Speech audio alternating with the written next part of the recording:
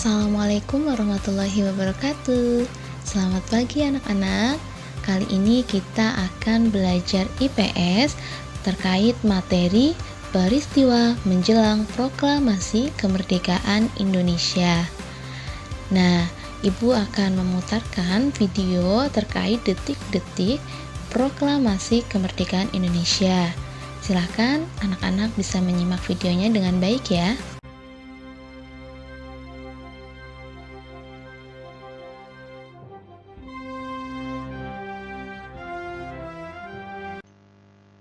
Pada akhir tahun 1943, kedudukan Jepang dalam Perang Asia Pasifik mulai terdesak.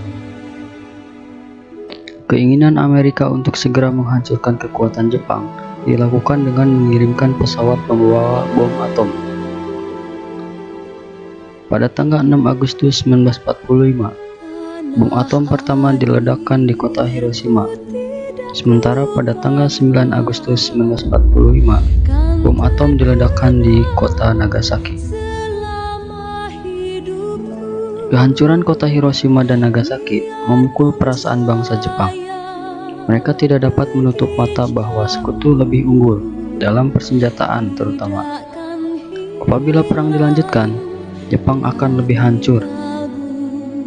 Akhirnya, pada 14 Agustus 1945, Jepang memutuskan untuk mengakhiri Perang Dunia dengan melakukan penyerahan kepada sekutu tanpa syarat.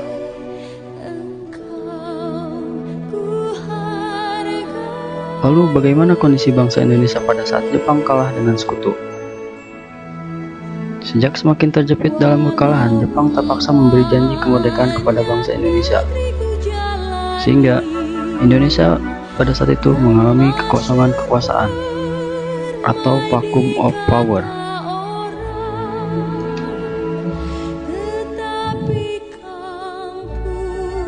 Pada masa Jepang, siaran radio sudah lama menjadi kekuasaan Jepang.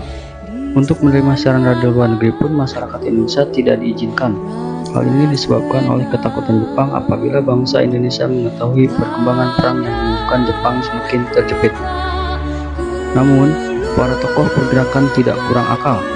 Mereka berhasil menyembunyikan beberapa radio gelap yang dapat digunakan untuk mendengarkan berbagai siaran radio luar negeri seperti BBC London. Dan akhirnya berita kekalahan Jepang pun terhadap sekutu diketahui oleh para kalangan pemuda.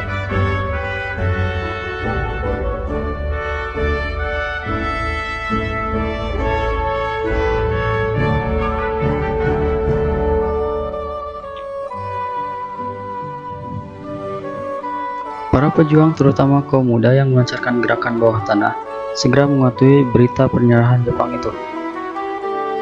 Para pemuda mendesak para tokoh senior untuk segera memproklamasikan kemerdekaan Indonesia. Dan para pemuda segera menemui Bung Karno dan Bung Hatta di Jalan Pegangsaan Timur nomor 56, Jakarta.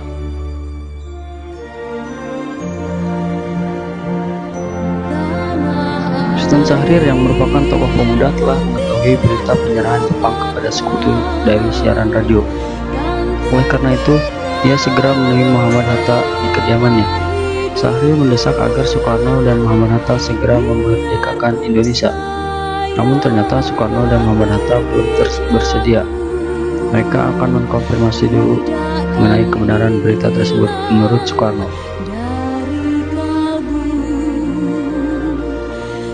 Sultan Syahrir ini sebagai juru bicara para pemuda meminta agar Bung Karno dan Bung Hatta segera memproklamasikan kemerdekaan Indonesia.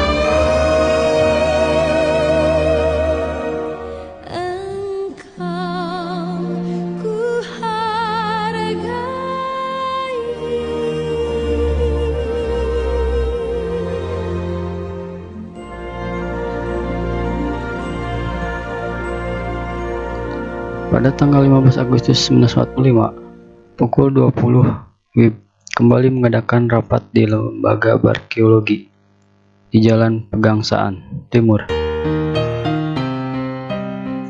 atau yang sekarang sering disebut Fakultas Kesehatan Masyarakat UI, dan dipimpin oleh Hairil Saleh.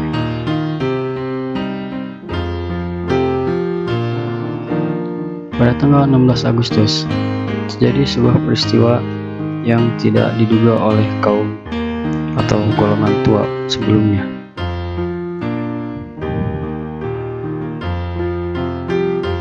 Bung Karno dan Bung Hatta beserta Ibu Fatmawati dibawa ke Rengas Dengklok. Rengas Dengklok dipilih di daerah Kewadenan Rengas Dengklok karena daerah itu terpencil, yaitu 15 km dari Kedung Gede, Kerawang.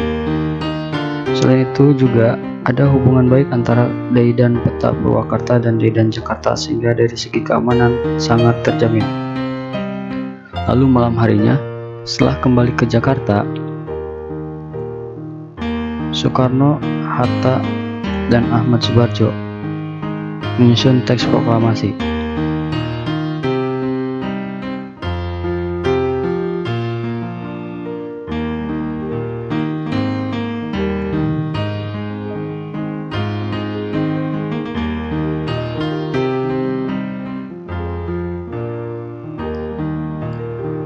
Rumah Laksamana Meda dianggap aman dari kemungkinan gangguan yang sewenang-wenang dari anggota-anggota Rikubun atau Angkatan Darat Jepang yang hendak menggagalkan usaha bangsa Indonesia untuk mengumumkan proklamasi kemerdekaannya. Sehingga tanggal 17 Agustus 1945, tepat pukul 10 WIB, upacara proklamasi kemerdekaan Indonesia dilaksanakan.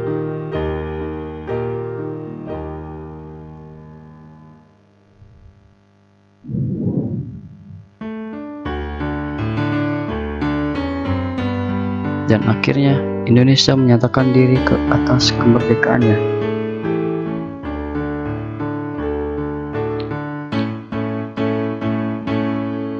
Bagaimana caranya agar masyarakat Indonesia tahu bahwa negaranya sudah merdeka? Maka ada beberapa hal tentang cara dan penyebaran berita proklamasi, di antaranya melalui radio, surat kabar, pamflet, coretan-coretan atau yang sering kita sebut pandal, juga melalui poster dan spanduk.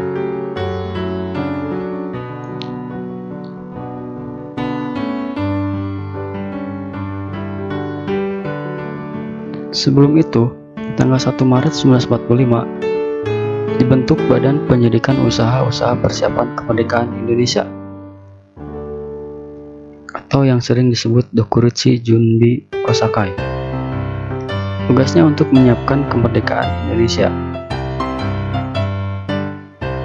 BPUPKI pun mengadakan sidang.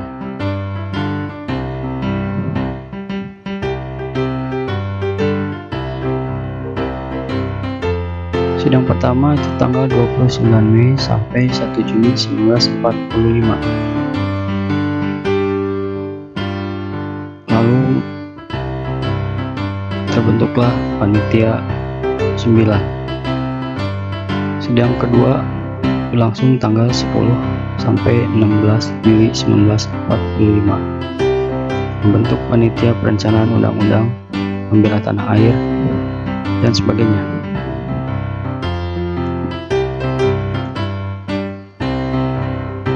Lalu BPUPKI pun dibubarkan dan dibentuklah PPKI, Panitia Persiapan Kemerdekaan Indonesia.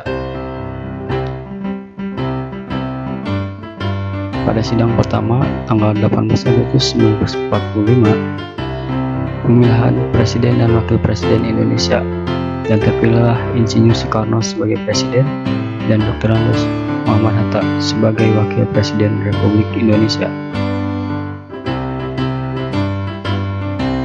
Sidang tanggal 19 Agustus 1945 terdiri dari hasil gagasan atau terbentuknya pembagian wilayah Republik Indonesia menjadi 8 provinsi yang dikepalai oleh seorang gubernur.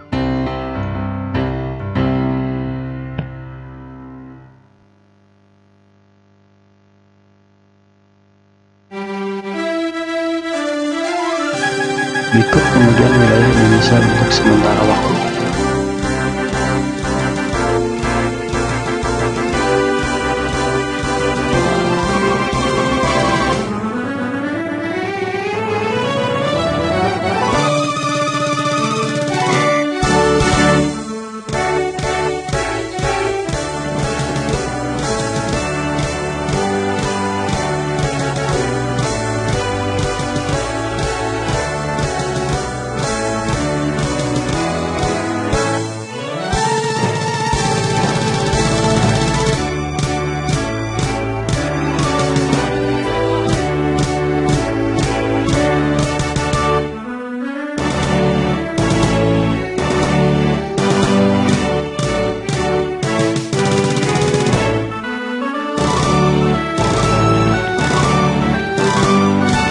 pada 2 September 1945.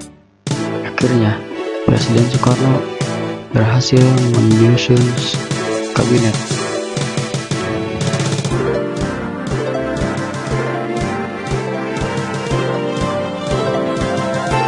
Kabinet ini merupakan kabinet pertama Republik Indonesia dan hanya berjumlah 12 menteri dan 4 kementerian. Dan akhirnya terbentuklah Negara Kesatuan Republik Indonesia.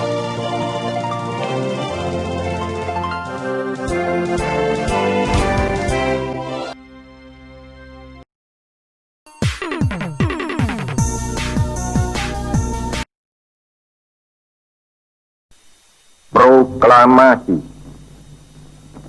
Kami, bangsa Indonesia, dengan ini menyatakan kemerdekaan Indonesia.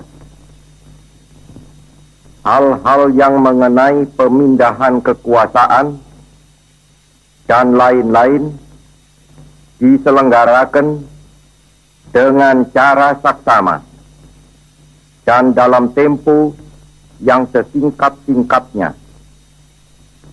Jakarta, 17 Agustus 1945, atas nama bangsa Indonesia, Soekarno, Hatta. Bagaimana anak-anak mengenai video tadi? Tentunya anak-anak tahu kan peristiwa apa yang melatar belakangi Indonesia merdeka pada tanggal 17 Agustus 1945. Semoga video tadi dapat bermanfaat dan membantu pemahaman kalian ya. Terima kasih sudah menyaksikan video dari Ibu. Wassalamualaikum warahmatullahi wabarakatuh.